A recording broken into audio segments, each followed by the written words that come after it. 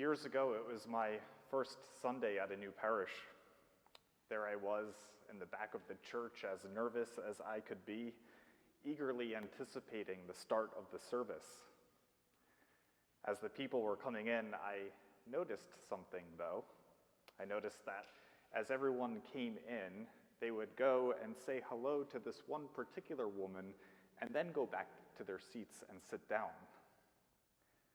Well, after watching this happen about 5 or 6 times, it became rather obvious to me that this woman was the matriarch of the parish.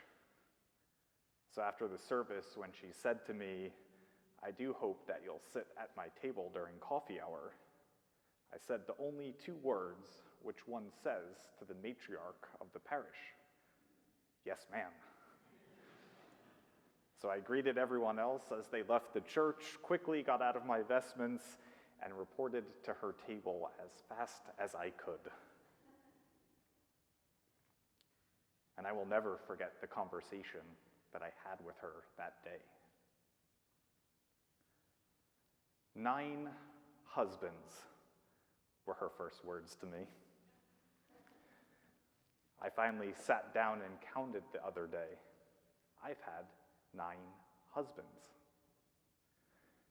Now, as Episcopalians, we all try to be open-minded, walking that tightrope we Anglicans call the middle way, not too rigid, not too adaptive. But 9 husbands? That's a lot. Anyway, I guess I didn't need to speak because my face was saying it all, and she quickly went on to clarify, no. It was the same man. But we were looking through our photo albums the other day, and together we counted 9 times. 9 moments that changed one or both of who we were. Some of those moments joyous, others tragic. But they were moments when we both faced a tough question. Will I find a way to love this person again? And each one of those 9 times, together we said yes. To this day, I can't think of a better way of what it means to be in covenant. Not just finding someone to love, but finding a way to love the person you found. Enter Moses. Quick recap on him. He's a fugitive on the run. In the chapter before our reading this morning, he witnesses a scuffle between an Egyptian and a Hebrew. Moses did not like how the Egyptian was treating the Hebrew, so he looked around to make sure no one was looking, killed him, and buried him in the sand. The next day, he saw 2 Hebrews fighting. Again, Moses went over to break it up, and one of the men said to him, "What are you going to do? Kill me like you killed that Egyptian?" Well, I guess somebody was looking. So Moses fled to Midian. There he settles down, finds a wife, and has a child. But in the background of all of this is a covenant from generations ago that the Lord made with Abraham, that I will be your God, and you will be my people.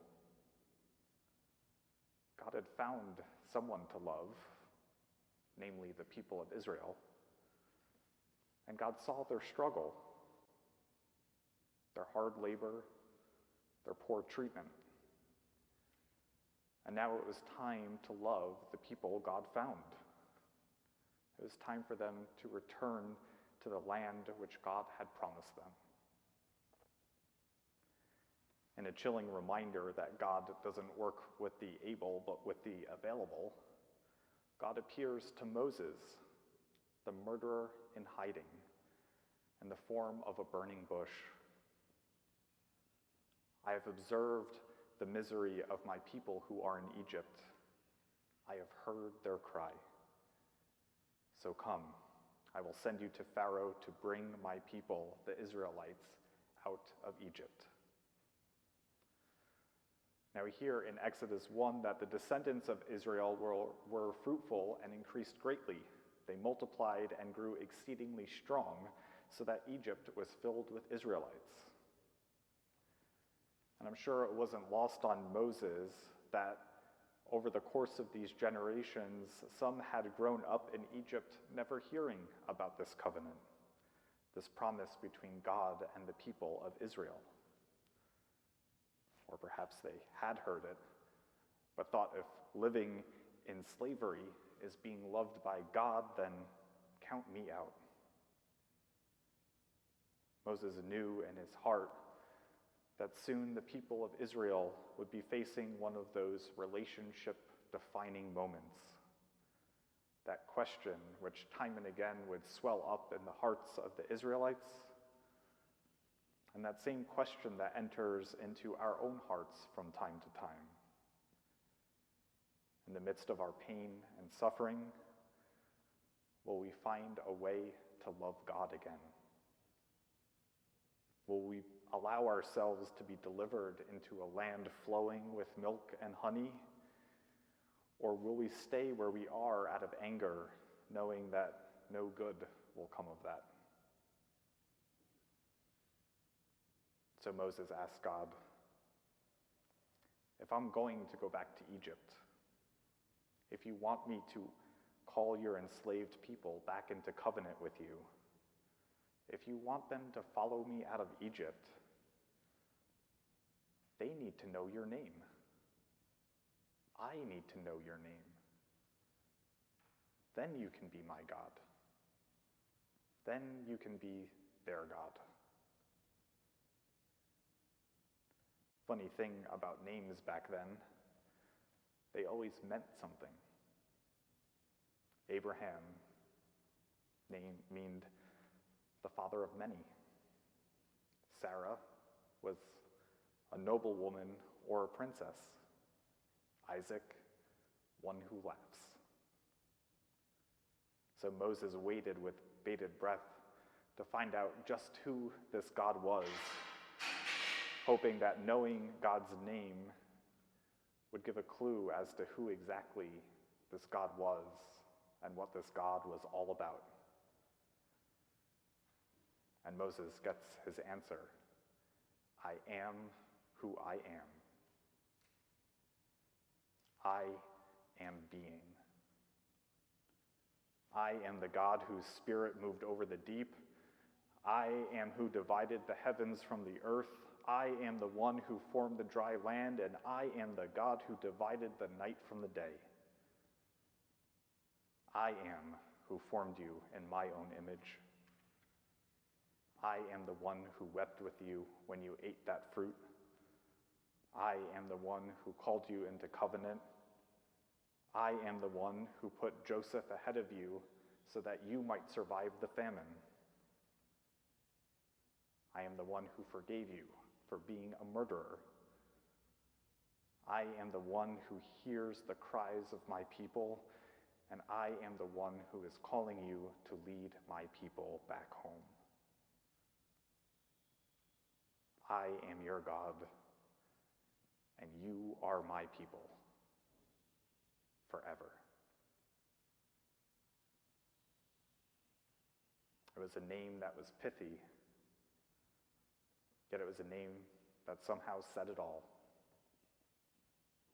It is a name from generation to generation that says, you are mine, and I will stop at nothing to find a way to show you my love. I am a God who is committed to being with you always. Well, that was enough to get our beloved fugitive Moses to hop in his white Ford Bronco, head back to Egypt, and share some pretty incredible news. I am has sent me to you. I am will set us free. I am will wander in the desert with you, will feed you on that journey, and I am will bring you to paradise.